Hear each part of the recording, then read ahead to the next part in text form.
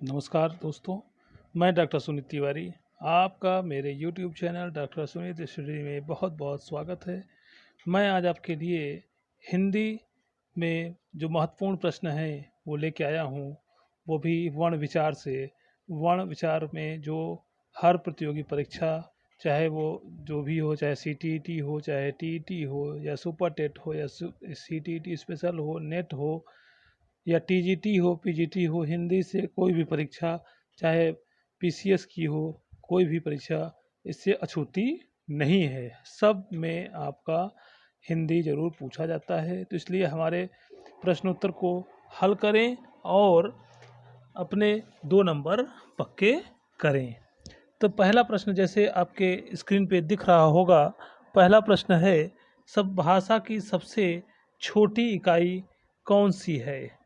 विकल्प ए वाक्य, दूसरा है शब्द, तीसरा है वर्ण, चौथा है ध्वनि। तो भाषा की सबसे छोटी इकाई जैसे आप जानते होंगे, बिल्कुल अब तक आपने अंदाज़ा लगा लिया होगा, यानी कि विकल्प सी बिल्कुल सही आपने अंदाज़ा लगाया है। प्रश्न संख्या 2, कौन सा स्वर ह्रस्व नहीं है? ई या बी, बी में आपका अ, सी में ए, या डी में ऊ। विकल्प अब तक आपने चुन लिया होगा, तो विकल्प आपने क्या चुना है? सी। अगर सी चुना है तो बिल्कुल सही है। तो इसमें कौन सा स्वर ह्रस्व नहीं है? ए ह्रस्व स्वर नहीं है और सब ह्रस्व स्वर हैं। अगला प्रश्न है मित्रों, कौन सा स्वर्ग दीर्घ है? पहला है आ, दूसरा ऑप्शन है ई, तीसरा है अ, चौथा है ऋषि। तो कौन सा स्वर दीर्घ है? ये तो सभी को पता होगा, आ, यानी कि ऑप्शन ए जो है, विकल्प ए है, वो बिल्कुल सही आपने चुना है, यानी कि आ जो है वह दीर्घ स्वर है। नेक्स्ट प्रश्न है आपका, कौन सा स्वर संयुक्त स्वर है? पहला ऑप्शन है ई, दूसरा है ओ, तीसरा है ऊ, चौथा है आ। तो अब तक आपने विकल्प चुन लिया होगा, सी विकल्प इसका हो सही है, ऊ, यानी कि जो बड़ा ऊ है, कौन सा स्वर संयुक्त स्वर है? तो ऊ, जो बड़ा ऊ है, ये आपका संयुक्त स्वर है। पांचवा प्रश्न है मित्रों, कौन सा व्यंजन स्पर्श नहीं है? य, ड, त, च। तो अब तक आपने विकल्प को चुन लिया होगा। विकल्प को चुनने के बाद, यानी कि अ स्वर आपका विकल्प ए बिल्कुल सही है। यह जो है, ये स्पर्श स्वर नहीं है और सभी जो हैं वो स्पर्श स्वर हैं। नेक्स्ट प्रश्न है, कौन सा व्यंजन अंतस्थ है? पहला ऑप्शन है म, दूसरा है त, तीसरा है द, चौथा है व। तो कौन सा व्यंजन अंतस्थ है? अंतस्थ यानी जो अंदर से।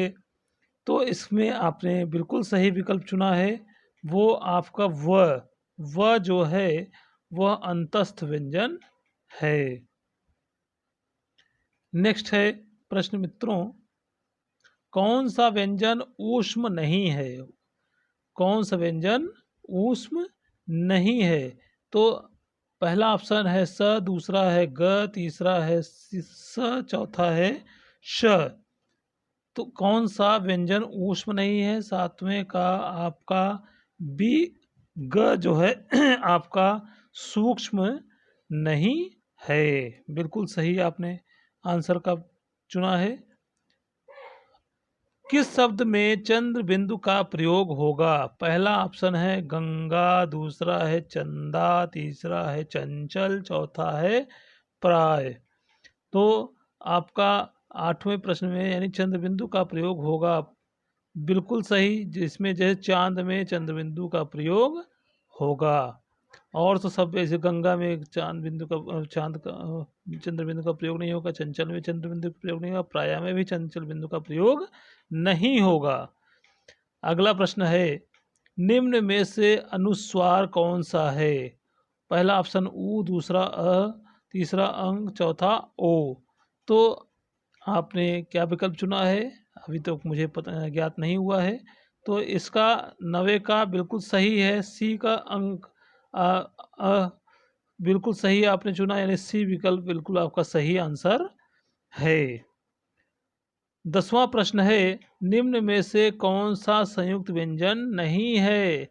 कौन सा संयुक्त व्यंजन नहीं है? पहला ऑप्शन है छ, दूसरा है इया, चौथा है त्र, तीसरा है त्र, चौथा है ज्ञा।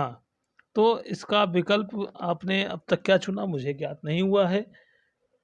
समय आपको दिया जा रहा है, उसके बाद हाँ बिल्कुल सही आपने चुना है, यानी कि बी विकल्प आपका सही है, इया आपका संयुक्त व्यंजन नहीं है।